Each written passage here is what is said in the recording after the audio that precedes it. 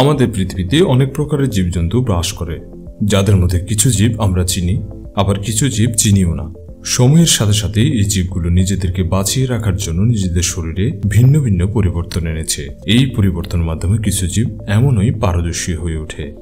Friends, আজকের এই ভিডিওতে এমন কিছু জীবজন্তু সম্পর্কে আমরা আপনাদের বলতে চলেছি, যারা এত ট্রান্সপারেন্ট যে তাদের দেখে মনে হয় যেন তারা কাঁচ দিয়ে তৈরি। গোস্ট শিম্প, যাকে কাচের চিংড়িও বলা হয়। এই স্বচ্ছ চিংড়ি সমুদ্রের কিনারে যে কোনো প্রাণীর দৃষ্টিগোচরে থাকে। এর স্বচ্ছ বডির কারণে এর রং বেরঙের নাড়িভুড়ি আশ্চর্যজনকভাবে বাইরে থেকে দেখা যায়। এমনকি যেই জিনিস সে খেয়ে থাকে তাও খুব সহজেই এর ভেতরে দেখা যায়। এই গোস্ট শিম্প ডিম পেটে থাকে, যা তার লেজের নিচে ছোট ছোট বিন্দুর মতো দেখা যায়। এটির এমন সৌন্দর্যের কারণে মানুষ এটিকে নিজের ঘরেও পালন করা শুরু করেছে। সাধারণত এই চিংড়ি পরিষ্কার পানিতে পাওয়া যায়। গ্লাস ফ্রগ, দক্ষিণ আমেরিকার জঙ্গলে পাওয়া এই ফ্রগ এত বেশি স্বচ্ছ যে আপনি তার বাহুর বাইরে থেকে তার হৃৎপিণ্ডও খুব সহজে দেখতে পাবেন। বেশিরভাগ গ্লাস ফ্রগের রং সামান্য সবুজ ও হলুদ হয়ে থাকে। হার্ট, লিভার, ডাইজেস্টিভ সিস্টেমের সাথে সাথে ইন্টারনাল অর্গানগুলো একটু ভালোভাবে খেয়াল করলেই দেখা যায়। এজন্য একে কাচের ব্যাঙ বা গ্লাস ফ্রগ বলা হয়। এটি তার অধিকাংশ জীবন নদী নালার পাশে থাকা গাছ এবং গাছের পাতায় পার করে দেয়, আর এই পাতায় তারা তাদের ডিম দেয় এবং পুরুষ ব্যাঙ এর রক্ষা করে থাকে। লিপোপ্রোটিন হ্রাসের কারণে এই শরীর স্বচ্ছ হয়ে থাকে। বৈজ্ঞানিকরা এই প্রজাতিকে অসাধারণ গুণসম্পন্ন প্রাণীদের মধ্যে একটি বলে থাকেন। গ্লাস স্কোয়েড, বেশিরভাগ স্বচ্ছ জীব সমুদ্রে পাওয়া যায়। এইসব জীবের মধ্যে দুটি বিকল্প আছে। এক তো তারা তাদের শরীর এখানকার আলোতে ছড়িয়ে দেয়, অন্যথা আলোকে নিজের শরীরের ভিতর দিয়ে চলাচল করতে দেয়। সমুদ্রে পাওয়া যায় এই গ্লাস স্কুইডও এমন একটি স্বচ্ছ জীব। এর মতো আরো প্রায় 60-এর বেশি প্রজাতিকে খুঁজে পাওয়া যায়, যাদের মধ্যে কিছু প্রজাতি বায়োলিমাসোর। এই জীব নিজের ভেতরে থাকা আলো উৎপন্ন করতে পারে। এই জীব সমুদ্রের তলদেশে প্রায় 200 থেকে 1000 কিলোমিটার গভীরে থাকে। এই জীব এত বেশি স্বচ্ছ যে আপনি এর শরীরের ভেতরে থাকা অর্গানগুলো খুব সহজে দেখতে পাবেন, যদিও এর চোখ স্বচ্ছ নয়, যার জন্য সে তার নিজের শিকারের হাতে এমনভাবে বিপদমুক্ত নয়।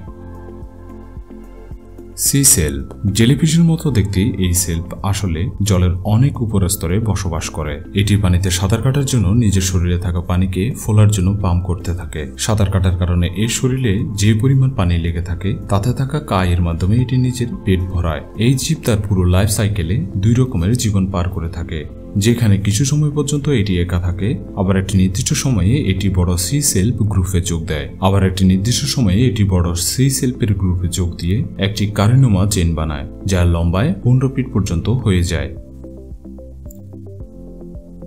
ট্রান্সপারেন্ট ইলফিশ, কিছু ইল মাছ তার নিজের জীবনকালে লার্ভা স্টেনে অতিবাহিত করে, যাকে ল্যাপ্টোসেফেনাস বলা হয়। এই লার্ভা স্টেটে অতিবাহিত করার কারণে এটি পুরোপুরি ট্রান্সপারেন্ট হয়ে যায়। এটি এত ট্রান্সপারেন্ট হয় যে পানিতে খুব কষ্টে একে দেখা যায়। এর শরীরে অনেক ছোট ছোট অর্গানস থাকে এবং এর ভেতরে এক ধরনের ট্রান্সপারেন্ট জেলও থাকে। কিন্তু যখন এটি বড় হতে থাকে এর শরীরের ট্রান্সপারেন্ট লুকও আস্তে আস্তে পরিবর্তন হতে থাকে। 10 বছর বয়সে এটি ম্যাচিউর হয়ে থাকে, আর এর কারণে এর চোখের আশেপাশে ডার্ক অথবা ব্রাউন কালার দেখা দেয়। টমটেরিস, সমুদ্রের তলদেশে পাওয়া যায়। এই জীব পুরোপুরিভাবে স্বচ্ছ হয়ে থাকে, এই জন্য একে শিকার করার জন্য যে জীব আসে তাকে ধরতে পারে না। আসলে এই জীব তার নিজের শরীর থেকে আলো ছড়ায়। এই রং বেরঙের আলোতে সে শিকারীকে ধোঁকা দিতে পারে। গভীর সমুদ্রে থাকা কিছু জীব নিজেদের শরীর থেকে আলো ছড়ায়। এদের অঙ্গসমূহকে পট্টকর বলা হয়, যা এমন অঙ্গ যেখান থেকে আলো ছড়ায়। টমটেরিসের আরেকটি দক্ষতা আছে, এরা শিকারী জীবদের দেখে নিজের শরীরের একটি অংশ ছেড়ে দেয়। এই উজ্জ্বল অংশ শিকারী জীবদের দ্বন্দ্বে ফেলে দেয় এবং এটি বেঁচে যায়। পাহারা ওয়ান্ডস, পিঁপড়া অনেক কষ্ট করে সামাজিক কাজসমূহ কিভাবে পালন করে থাকে এসব আমরা ছোটবেলা থেকেই গল্প শুনে এসেছি, কিন্তু এর সম্বন্ধে আরো অনেক না জানা কথা রয়েছে। পৃথিবীতে পিঁপড়াদের 10,000-এর বেশি প্রজাতি রয়েছে। আকারে এটি 2 থেকে 7 মিলিমিটারের মধ্যে হয়ে থাকে। এই প্রজাতিদের মধ্যে একটি প্রজাতি হলো পাহারা ওয়ান্ডস। পাহারা ও পিঁপড়াদের একটি স্বচ্ছ পেট আছে। যখন সে কিছু খেয়ে থাকে সেসব পদার্থকে খুব সহজেই দেখা যায় যা সে খেয়েছিল।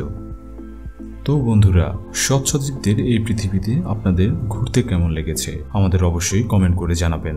আর যদি ভিডিওটি ভালো লাগে বন্ধুদের সাথে অবশ্যই শেয়ার করবেন এবং লাইক দিতে ভুলবেন না। ছোট্ট একটি অনুরোধ আবারও থাকবে, অবশ্যই আমাদের চ্যানেলটিকে সাবস্ক্রাইব করে বেল বাটনটি প্রেস করে রাখবেন, তাহলে আপনি সাথে সাথেই আমাদের ভিডিওর নোটিফিকেশন পেয়ে যাবেন।